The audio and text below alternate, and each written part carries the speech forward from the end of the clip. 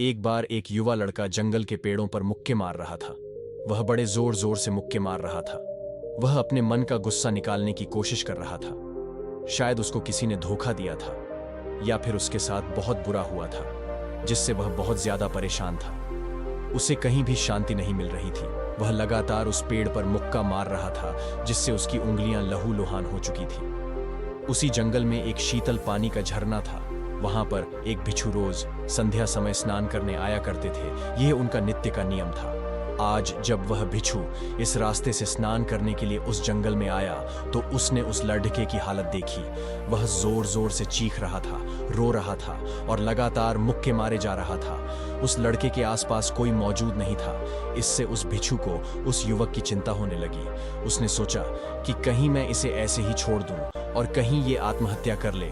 तो ऐसे विचार आने के बाद भी वह कुछ नहीं बोला और लगातार उस युवक की तरफ देखे जा रहा था। बिच्छू एकदम चुपचाप खड़ा हुआ था। उसने युवक से कुछ नहीं बोला, कुछ नहीं कहा, बस वह उसको लगातार देखता रहा। कुछ देर तक तो उस युवक ने उस बिच्छू को नजरअंदाज किया, लेकिन कुछ देर बाद उसे अजीब सा लगने लगा। उसने सोचा, ना तो यह मुझे रोक रहा है और ना ही कुछ कह रहा है। ये तो बस मुझे देखे जा रहा है। इसका क्या मतलब है? बड़ा अजीब आदमी है। ऐसे ही विचार उस लड़के के मन में उठने लगे थे। जब कुछ देर बाद भी वह बिच्छू कुछ नहीं बोला तो लड़के ने अचानक से उससे पूछा कि महाशय, आप अपने रास्ते क्यों नहीं चले जाते?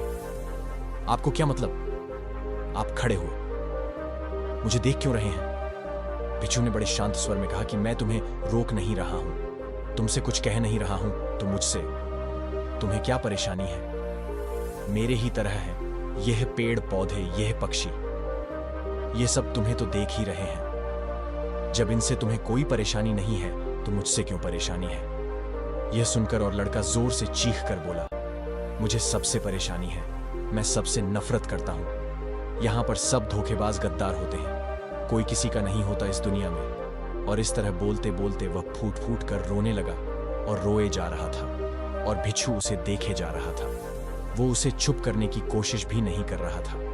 यह बात तो उस लड़के को और ज्यादा अजीब लगी। अब रोना छोड़कर उस लड़के ने सीधे खड़े होकर उस बिच्छू से कहा, बड़े अजीब आदमी है आप। आपके सामने कोई इंसान रहा है, दुखी है, परेशान है और आप उसे चुप भी नहीं कर सकते। आपके मन में बिल्कुल भी संवेदना नहीं है। बड़े अजीब और कठोर हृदय वाले साधु हैं आपको अपने साधु होने पर खेद होना चाहिए। और ऐसे ही न जाने क्या क्या जली कटी बातें वो युवक उस बिच्छू को सुनाने लगा। कुछ देर बाद जब युवक की सारी भड़ास निकल चुकी थी, तब बिच्छू ने बड़े ही शांत स्वर में कहा कि आज मैं तुम्हें कंधा दे सकता हूं, तुम्हारे आंसू पोंछ सकता हूं, लेकिन इससे तुम्हारी समस्या का समाधान नहीं होगा। कुछ देर के लिए तुम्हारा मन बहल जाएगा, बस उसके बाद वही जिंदगी, वही लोग जो तुम्हें आज कंधा देने के लिए भी तुम्हारे पास नहीं है। फिर से तुम उसी जिंदगी में लौट जाओगे। कोई तुम्हें धोखा देगा, कोई तुम्हारा फायदा उठाएगा और तुम अपने मन को ऐसे ही तकलीफ पहुंचाते रहोगे। तो आंसू पोंछने की बजाय तुम्हें मुझसे कुछ ज्ञान की बातें लेना चाहिए, जिससे तुम्हें जीवन में कोई भी धोखा ना दे सके, तुम्हारी अच्छाई का कोई भी फायदा ना उठा सके। याद रखना, आंसू पोंछने वाले तो तुम्हें बहुत मिल जाएंगे, लेकिन ध्यान और सही समझ देने वाला कभी कभी कोई इंसान मिलता है। बिच्छू ने उसे बताया कि मैं पास ही के झरने में स्नान करने के लिए जा रहा हूं। बड़ा ही शीतल पानी है वहां का। अगर तुम चाहो तो तुम भी मेरे साथ चल सकते हो। यहां पर अकेले परेशान होने से अच्छा है कि तुम झरने की शीतल पानी में स्नान करो, जिससे तुम्हारा दिमाग, मन, मस्तिष्क और तुम्हारा शरीर सब कुछ पवित्र हो जाएगा। यह सुनकर वो लड़का उस बिच्छू के पीछे पीछे हो लिया। जंगल के बीचों बीच रास्ता झरने की तरफ जाता था। जंगल में सन्नाटा छाया हुआ था। उनके पैरों तले सूखे पत्तों की चरमराने की आवाज पूरे जंगल में गूंज रही थी। आज पूर्णिमा की रात थी और आसमान में चांद अपनी उजली रोशनी उस जंगल में फेंक रहा था। उस रोशनी में दोनों उस झरने की तरफ बढ़ते चले जा रहे थे। रास्ते में चलते चलते उस युवक ने उस बिच्छू से कहा कि महात्मन, आपकी जिंदगी मस्त है। आपको किसी चीज की कोई परेशानी नहीं है।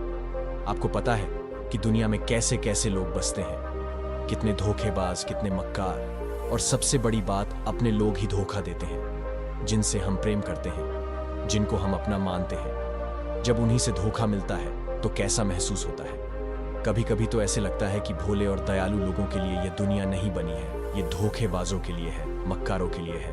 वही यहाँ पर फलते फूलते हैं, वही आनंद से जीते हैं। और हमारे जैसे लोग जो दूसरों की सहायता करते हैं, दूसरों को अपना मानते हैं, वह हमेशा जीवन भर दुख में रहते हैं। यही जीवन की सत्यता है और यही संसार है जिसमें हमें रोज घुट घुट कर मरना पड़ता है। आपने सही किया, ऐसे जिंदगी को त्याग दिया, पीछे छोड़ दिया। अब बस अपने में मस्त, किसी से कोई परेशानी नहीं है, किसी की कोई चिंता नहीं है। मैं भी सोचता हूं कि मैं भी संन्यास ले लूं, छोड़ दो इस दुनिया को। यह सुनकर उस भिक्षु ने कहा कि तुम्हें क्या लगता है, सन्यासी जीवन बहुत आसान होता है। भिक्षु ने बड़े शांत स्वर में कहा कि तुम्हें तो 2 वक्त की रोटी तो शांति से मिल जाती है, हमें तो कभी कभी वह भी नसीब नहीं होती। अगर भिक्षु मिल जाती है तो हम खा लेते हैं, वरना हमें तो भूखा ही सोना पड़ता है। यही सन्यासी जीवन है, हमें हमेशा नीचे सोना पड़ता है, सिर्फ एक लंगोट में रहना पड़ता है, चाहे कैसा भी मौसम क्यों ना हो। तो ये सब तुम्हें आसान लगता है तो तुम भी सन्यासी बन जाओ। युवक ने कहा कि आप कहते तो ठीक ही हैं, संघर्ष तो दोनों तरफ है, सांसारिक जीवन में भी और सन्यासी जीवन में भी।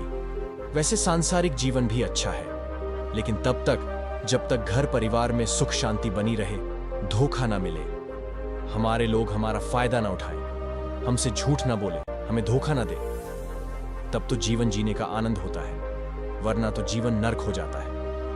भिक्षु ने कहा, देखो सन्यास अपने मन से लिया जाता है। जब हमारा मन कहता है कि हमें सन्यास के मार्ग पर सफलता हासिल करनी है, आगे बढ़ना है, तो ही सन्यासी जीवन सफल हो पाता है। लेकिन तुम अपने घर से परेशान होकर, दूसरे लोगों से परेशान होकर सन्यासी बनना चाहते हो, तो तुम्हारा सन्यासी जीवन भी कभी सफल नहीं होगा। इससे अच्छा तो तुम सांसारिक जीवन में अगर कुछ तरीके, कुछ नियम अपनाओ तो दूसरे लोग तुम्हें धोखा नहीं दे पाएंगे। सबसे पहले तो ये समझो कि धोखा उन्हें ही मिलता है जो भावनात्मक रूप से कमजोर होते हैं, जिनका दिल जल्दी पिघल जाता है, जो दूसरों को दुख में नहीं देख पाते। ऐसे लोगों के साथ धोखे होने की संभावना ज्यादा होती है, क्योंकि कोई भी आदमी अपनी परेशानी बताकर, अपने को दुख में बताकर तुम्हारा फायदा उठा सकता है। क्या पता वह झूठ बोल रहा हो, वह दुखी होने का अभिनय कर रहा हो, लेकिन आपको तो सच ही लगेगा। और उसके बाद कुछ समय बाद आपको पता चलता है कि आपके साथ धोखा हो गया।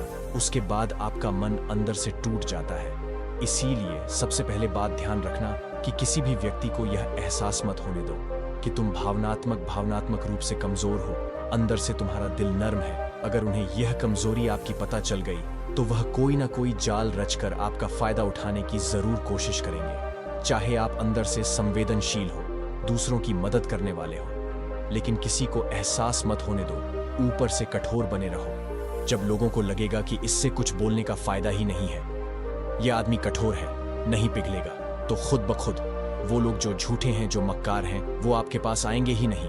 वो उन्हें चुनेंगे जो उनके आसान शिकार होंगे। दूसरी बात समझने की यह होती है कि हम बहुत जल्दी दूसरों पर विश्वास कर लेते हैं, और हमारी जल्दी विश्वास करने की आदत ही हमें हानि पहुंचाती है। 2 दिन तुम्हें किसी से मिले हुए नहीं होते हैं और तुम एक दूसरे के हो जाते हो, एक दूसरे पर पूरा भरोसा करने लग जाते हैं, और यह भरोसा तीसरे दिन टूट भी जाता है, और फिर तुम्हें धोखा मिलता है, और फिर तुम परेशान होते हो। इसीलिए समय दो किसी भी चीज को, किसी भी रिश्ते को आगे बढ़ाने के लिए समय की जरूरत होती है। समय के साथ तुम्हें सामने वाले इंसान की अच्छाई और बुराई पता चलती है। तब तुम्हें पूर्ण रूप से पता चलता है कि इंसान वास्तव में कैसा है, अच्छा है या बुरा है, और वह कुछ समय देने के बाद ही होता है। इसीलिए जल्दी किसी पर विश्वास मत करो। अगली पहचान या अगला तरीका समझने के लिए तुम्हें ऐसे लोगों को समझना होगा जो दूसरों की चापलूसी करते रहते हैं। कुछ लोगों की आदत होती है चापलूसी करने की। आपके सामने आपकी बढ़ाई करेंगे, आपके बारे में अच्छा अच्छा बोलेंगे, और आपको लगेगा कि यह इंसान कितने अच्छे हैं, मेरे से कितना प्यार करते हैं। लेकिन वास्तव में उनकी वह चापलूसी एक जाल होती है, ताकि वह आपका दिल जीत सके। और उनको चापलूसी करने का मौका तभी मिलता है जब आप दिखावा करते हैं। अगर आप उनकी चापलूसी से प्रभावित ही नहीं होंगे तो कुछ समय बाद वो चापलूसी करना बंद कर देंगे। इसीलिए किसी के सामने दिखावा मत करो, वरना आप तो आकर्षण के केंद्र बन जाते हो। लोगों को लगता है कि शायद इसके पास बहुत ज्यादा धन संपदा है, इसीलिए इतना दिखावा कर रहा है। और इसी वजह से जो लोग आपका फायदा उठाना चाहेंगे वो आपके करीब आने की कोशिश करेंगे, आपके चापलूसी करने की कोशिश करेंगे। अगला नियम बताते हुए भिक्षु ने झरने की तरफ इशारा किया। वो झरने के पास पहुंच चुके थे। युवक को भी एहसास हो चुका था, क्योंकि वहां पर ठंडी ठंडी हवा चल रही थी।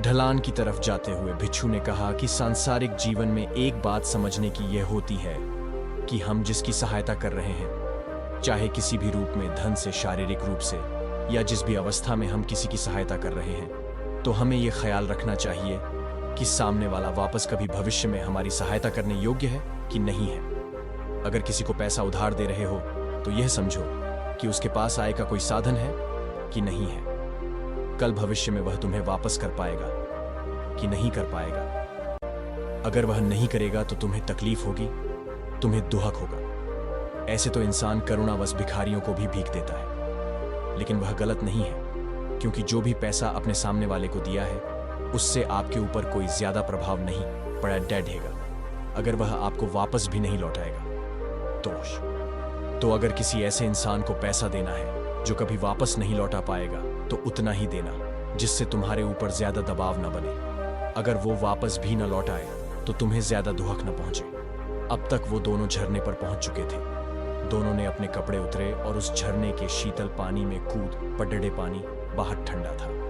उन दोनों की सारी थकन, सारी उदासी पल भर में ही दूर हो गई। स्नान कर लेने के बाद दोनों एक पेड़ के नीचे उस झरने के सामने बैठकर बातें करने लगे। भिक्षु ने उसे आगे समझाते हुए कहा कि शुरुआत में लोगों को नजरअंदाज करना सीखो। जब तुम किसी को शुरुआत में नजरअंदाज करते हो तो जो भी लोग किसी लालच की वजह से तुम्हारे पास प्रभावित हो रहे थे, उनके छटनी हो जाएगी। जब तुम उनको नजरअंदाज करोगे तब को एक दो बार लोग तुम्हारे पास आने की कोशिश करेंगे, उसके बाद वो तुमसे दूरियां बना लेंगे। और जो आदमी तुम्हारी इंसानियत, तुम्हारी अच्छाई देखकर तुम्हारे पास आएगा, वो नजरअंदाज करने के बावजूद भी तुम्हारे करीब ही बना रहेगा। और यही तो एक सच्चे इंसान की पहचान होती है। जो हमारे अपने होते हैं उनसे हम बहस भी कर लेते हैं, तकरार भी कर लेते हैं, उसके बावजूद भी वो हमारी बातों का बुरा नहीं मानते हैं। चाहे थोड़े समय के लिए वह हमसे नाराज रहे, लेकिन कुछ समय बाद फिर से हम एक हो जाते हैं। और यही तो घर परिवार का मतलब होता है, यही तो अपनों का मतलब होता है। इसीलिए शुरुआत में अनजान लोगों को नजरअंदाज करना सीखो,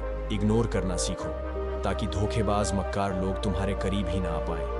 अपने इस वार्तालाप को खत्म करते हुए भिक्षु ने अपनी आखिरी बात बताते हुए कहा कि ये आखिरी सीख सबसे ज्यादा महत्वपूर्ण है। सब कुछ होने बाद भी तुम्हें धोखे मिल सकते हैं, लेकिन तुम अगर अपने आंख और कान और अपना दिमाग खोल कर रखते हो, अगर तुम होश में रहोगे, ध्यान करोगे, तो तुम्हें इंसान की आंखें देखते ही समझ में आ जाएगा कि उसे तुमसे क्या चाहिए। तुम उसकी इच्छा और उसका स्वभाव उसकी आंखों में ही पढ़ सकते हो। लोगों की आंखों में, उनकी वाणी में, उनके स्वभाव में उनका सब कुछ दिखाई देता है। बस हम ही अपनी आंखें मूंद कर रहते हैं। दूसरे लोगों से जानो, उसके रिश्तेदारों से जानो, उसके परिवार वालों से जानो कि वह इंसान कैसा है, दूसरों के साथ उसका व्यवहार कैसा है, उसकी पड़ताल करो। जब किसी पर विश्वास करो, ऐसे ही किसी पर विश्वास मत कर लेना, अपनी पूरी संतुष्टि करना। अगर तुम किसी के साथ लंबे समय तक भरोसा करना चाहते हो, किसी के साथ कोई संबंध बनाना चाहते हो, कोई दोस्ती करना चाहते हो या किसी की मदद करना चाहते हो, तो इन सभी परिस्थितियों तुम्हें ये जरूर पता होना चाहिए